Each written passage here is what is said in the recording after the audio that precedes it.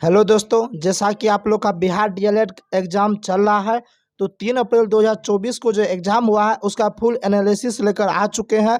First shift का question, जो भी क्वेश्चन फर्स्ट शिफ्ट में 3 अप्रैल को पूछा गया था, चाहे वो हिंदी का हो, मैथ का हो या आपका जीके और साइंस का हो, सभी के क्वेश्चन लेकर आ चुके हैं। और एकदम ओरिजिनल क्वेश्चन है जो आप लोगों ने सेंड किया है, जिन्होंने एग्ज़ाम दे दिया है वही सब स्टूडेंट जो है क्वेश्चन सेंड किए हैं, तो वही सब क्वेश्चन लेकर आ चुका हूँ। देखिए, अगर यहाँ बातचीत करें क्वेश्चन की, तो मैं क्वेश्चन ये जो लाल वाला क्वेश्चन है ये क्वेश्चन पूछा गया है, लेकिन ये सब मैं एक्स्ट्रा फैक्ट लेकर आया हूँ क्योंकि यहाँ से काफ़ी ज़्यादा क्वेश्चन देखने को मिलता है।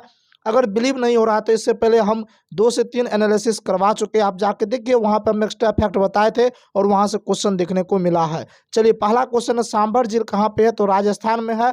लेकिन झील से संबंधित अगर एक बार क्वेश्चन पूछा है तो मैं आपको गारंटी देता हूँ और चैलेंज देता हूँ, झील से संबंधित दोबारा भी क्वेश्चन पूछेगा किसी न किसी शिफ्ट में, कभी न कभी। इसलिए झील से जितना भी क्वेश्चन बन रहा था सभी क्वेश्चन हम यहाँ पे करवा देते हैं। खारे पानी की भारत का सबसे बड़ा झील पूछेगा, चिल्का झील हो जाएगा, जो कि कहाँ पे है, उड़ीसा में है। और भारत की सबसे बड़ी मीठे पानी की झील पूछेगा, उलर झील हो जाएगा, जो कि कहाँ पे है, जम्मू कश्मीर में है। और दुनिया का सबसे बड़ा झील पूछेगा तो कैस्पियन सागर हो जाएगा, जो कि खारे पानी की है। और दुनिया की सबसे बड़ी ताजे पानी की झील पूछेगा, सुपीरियर झील हो जाएगा, जो कि कनाडा और संयुक्त राज्य अमेरिका के सीमा पे है। इतना आपको याद रखना है। लेकिन हालांकि सांभर झील भारत से संबंधित है, इसलिए ये दोनों क्वेश्चन पूछने का बहुत ज़्यादा संभावना बनती है, भारत से रिलेटेड है। चलिए, नेक्स्ट क्वेश्चन है, क्वेश्चन नंबर दूसरा, झारखंड के जादूगोड़ा में कौन सा अयस्क पाया जाता है, यूरेनियम पाया जाता है। मैंने पिछले वाले सेशन में जो डिस्कस करवाया था, एनालिसिस करवाया था, उसमें मैं बोला था कि झारखंड में कोयला खदान भी है, वहां से क्वेश्चन पूछा जा सकता है। आप थोड़ा बहुत देख लीजिएगा, वहां से क्वेश्चन आएगा। और देखिए, यहाँ से क्वेश्चन आया है, इसलिए संबंधित कुछ और एक्स्ट्रा फैक्ट हम बता देते हैं। अगर आपसे पूछे कि कर्नाटक यानी कि सोना कहाँ पे पाया जाता है भारत में, तो कोलार कर्नाटक, कोलार है जो कि सोना के लिए प्रसिद्ध है, कहाँ पे, कर्नाटक राज्य में है। खेतरी जो कि तांबा के लिए प्रसिद्ध है, राजस्थान राज्य में है। पन्ना जो कि मध्य प्रदेश में हीरा के लिए प्रसिद्ध है। जादूगोड़ा जो कि झारखंड में है और यूरेनियम के लिए प्रसिद्ध है। ये सब बात आपको याद रखना है। चलिए, नेक्स्ट क्वेश्चन है, जल को मानचित्र में किस रंग से दिखाया जाता है, तो नीला रंग से दिखाया जाता है। काफी आसान क्वेश्चन था। देखिए, हम बातचीत करें रीजनिंग के क्वेश्चन की, तो रीजनिंग का क्वेश्चन भी जो है ना एकदम इजी आ रहा है। सभी स्टूडेंट का यही कहना है कि रीजनिंग का क्वेश्चन बन जाता है, क्योंकि आप लोग के पास समय रहता है, उस अकॉर्डिंग आपका क्वेश्चन बन जाता है। रही बात मैथ का, तो मैथ का देखिए उतना इजी भी नहीं आता है, मीडियम में आता है क्वेश्चन। रही बात हिंदी का, तो अलंकार से थोड़ा बहुत ज़्यादा देखने को मिलता है, समाज से थोड़ा बहुत देखने को मिलता है। ये सब आपको पढ़ के जाना है। और जीके जीएस तो हम करवा ही रहे हैं, आप खुद यहाँ पे देख लीजिए। चलिए, देखिए, नीलाग्रह नीलाग्रह किसे कहा जाता है, पृथ्वी को कहा जाता है। क्यों कहा जाता है, क्योंकि पृथ्वी पे 71%, लगभग 71% पानी है, जल है, जो कि दूर से अंतरिक्ष से देखने पे जो है हमें वो नीला प्रतीत होता है पानी के कारण, इसलिए जल को नीला रंग से दिखाया जाता है मानचित्र में। मंगल ग्रह को लाल ग्रह कहा जाता है, ये बात भी आपको याद रख लेना है। पानीपत का प्रथम युद्ध कब हुआ था, ये क्वेश्चन पूछा गया है। हम पूरे के पूरे इंपोर्टेंट युद्ध लेकर आ चुके हैं यहाँ पे। और जिसको पीडीएफ चाहिए, पीडीएफ के लिए डिस्क्रिप्शन में टेलीग्राम का चैनल लिंक दिया गया है, वहाँ पे आप ज्वाइन हो जाइए, वहाँ पे पीडीएफ मिल जाएगा। देखिए, तराइन का प्रथम युद्ध पूछेगा 1191 ईस्वी में, वहीं द्वितीय युद्ध 1192 ईस्वी में हुआ था। अगर आपसे पूछेगा पानीपत की पहली लड़ाई कब हुआ था, 1526 ईस्वी में, बाबर और इब्राहिम लोदी के बीच हुआ था, जिसमें बाबर को जीत मिला था। देखिए, बाबर जिनसे भी युद्ध किया उनको जीत मिला है, इसलिए आपको ये बात याद रख के चलना है। खानवा का युद्ध 1527 ईस्वी में हुआ था, जिसमें बाबर ने राणा संगा को हराया था। चंदेरी का युद्ध 1528 में हुआ, बाबर ने मेदिनी राय को हराया था। घाघरा का युद्ध 1529 में हुआ, बाबर ने अफगान को हराया था। चौसा का युद्ध 1539 ईस्वी में हुआ था, जिसमें शेरशाह सूरी ने हुमायूं को हराया था। बहुत ही महत्वपूर्ण क्वेश्चन है, पूछा जा सकता है। उसके बाद घाघरा का युद्ध 1529 में हुआ, बाबर ने अफगान को हराया था। हाँ, कन्नौज का युद्ध 1540 में हुआ, शेरशाह सूरी ने हुमायूं को हराया था। पानीपत की दूसरी लड़ाई पूछेगा, 1556 ईस्वी में हुआ था। महत्वपूर्ण क्वेश्चन है, क्योंकि पहली लड़ाई पूछा है, दूसरी पूछने की बहुत ज़्यादा संभावना है। दूसरी लड़ाई 1556 ईस्वी में हुआ था, अकबर और हेमू के बीच हुआ था, जिसमें अकबर को जीत मिला था।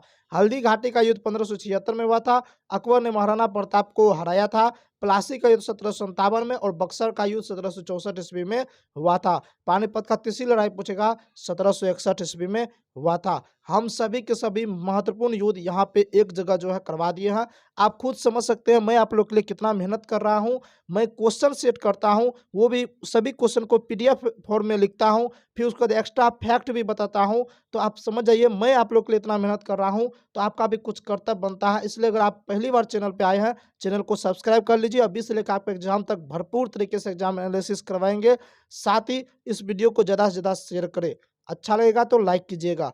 अनुच्छेद 356 किससे संबंधित है? राष्ट्रपति शासन से ये क्वेश्चन पूछा गया है, लेकिन इससे संबंधित सभी कुछ हम जान लेते हैं। देखिए, राष्ट्रीय आपात लगाने का अधिकार किसे है? राष्ट्रपति को। राष्ट्रीय आपात की चर्चा अनुच्छेद 352 के तहत राष्ट्रपति लगाते हैं, और राष्ट्रपति शासन जो लगाते हैं अनुच्छेद 356 के तहत या 365 के तहत भी। और वित्तीय आपात जो अनुच्छेद 360 के अंतर्गत आता है। ये तीनों बात आपको याद रख लेना है।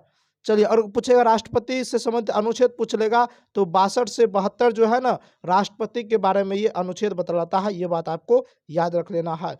विटामिन ए का वैज्ञानिक नाम क्या है? कई स्टूडेंट ने बोले सर साइंस का भी क्वेश्चन लेकर आइए, साइंस का भी डिस्कशन अच्छे तरीके से कराइए। इसलिए हम पूरे के पूरे यहाँ महत्वपूर्ण क्वेश्चन विटामिन से संबंधित लेकर आ चुके हैं। ये क्वेश्चन पूछा हुआ है, विटामिन ए का वैज्ञानिक नाम क्या है? रेटिनोल है।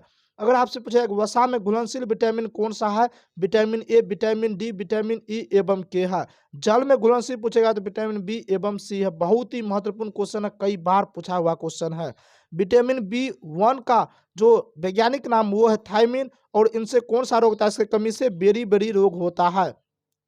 विटामिन ए की कमी से कौन सा रोग होता है? रतौंधी होता है। कौन सा? रतौंधी रोग होता है। ये बात आपको याद रख लेना है। विटामिन सी का वैज्ञानिक नाम एस्कोर्बिक एसिड है, इसके कमी से स्कर्वी रोग होता है। विटामिन डी का वैज्ञानिक नाम कैल्सीफेरोल है, इसके कमी से रिकेट्स रोग होता है। और विटामिन ई की कमी से जनन शक्ति का कम हो जाता है। और विटामिन के की कमी से रक्त का थक्का नहीं बनता है, यानी कि रक्त का थक्का न बनना, ये रोग विटामिन के की कमी से होता है। इतना क्वेश्चन आप याद रख लीजिएगा। हम आपको चैलेंज देते हैं इस वीडियो से 2 से 3 क्वेश्चन आने वाला है।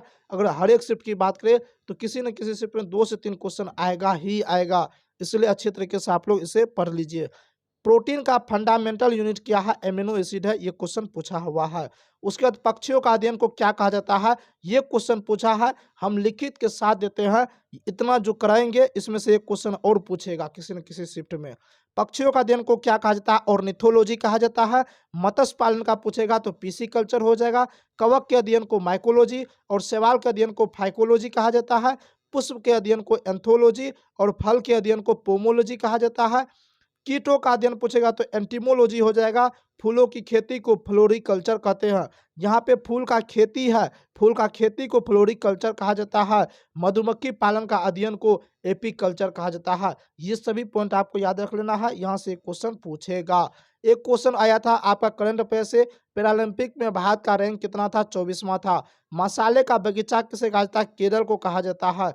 अनुच्छेद 66 किससे संबंधित है? उपराष्ट्रपति से संबंधित है। देखिए, अनुच्छेद से भी क्वेश्चन देखने को मिला। आज जो है 2 से 3 क्वेश्चन अनुच्छेद से देखने को मिला है, इसलिए आपको सभी महत्वपूर्ण अनुच्छेद पढ़ के जाना है।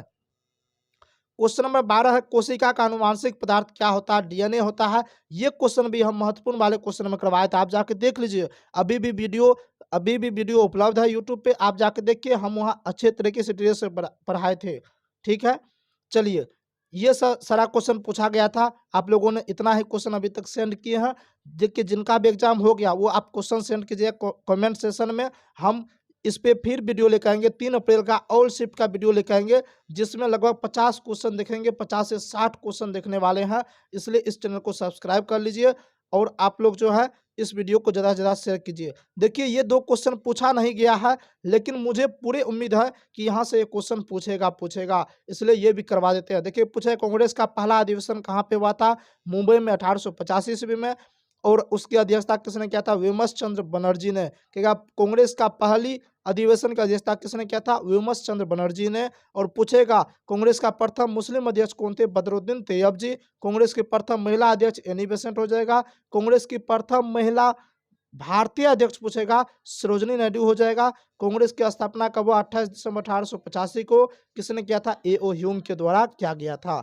चलिए, एक क्वेश्चन यहाँ से आपका साइंस का बनता है, और पूछेगा न पूछेगा किसी न किसी शिफ्ट में। किसका पीएच मान 7 होता है? तो शुद्ध जल का पीएच मान 7 होता है। रक्त का पूछेगा तो 7.4 हो जाएगा। दूध का पीएच मान 6.5 हो जाएगा। सिरका का पीएच मान 3 हो जाएगा। आंसू का पीएच मान 7.3, चूना जल का पीएच मान 11 हो जाएगा। पसीना का पीएच मान 4.5 हो जाएगा और नींबू रस का पीएच मान 2.5 हो जाएगा। सभी पीएच मान को भी यहाँ आपको याद करके जाना है। अभी तक शायद पीएच मान से एक क्वेश्चन पूछा गया है और उम्मीद रखिए कि पीएच मान से क्वेश्चन पूछेगा आप लोग के शिफ्ट में। आप लोग को जी ये डर बना रहता है कि सर सब आसान क्वेश्चन तो अभी ही पूछ दिया गया, आगे हम लोग में भारी क्वेश्चन पूछेगा, वो सब नहीं होने वाला है। आप लोग में भी आसान क्वेश्चन ही पूछा जाएगा। बस आपको एनालिसिस देखना और रिवीजन करते जाना है। तो उम्मीद करते हैं यहाँ तक आप लोग को ये सेशन अच्छा लगा हो तो इस सेशन को लाइक कीजिए, शेयर कीजिए। मिलते हैं अब नेक्स्ट क्लास में, तब तक के लिए जय हिंद।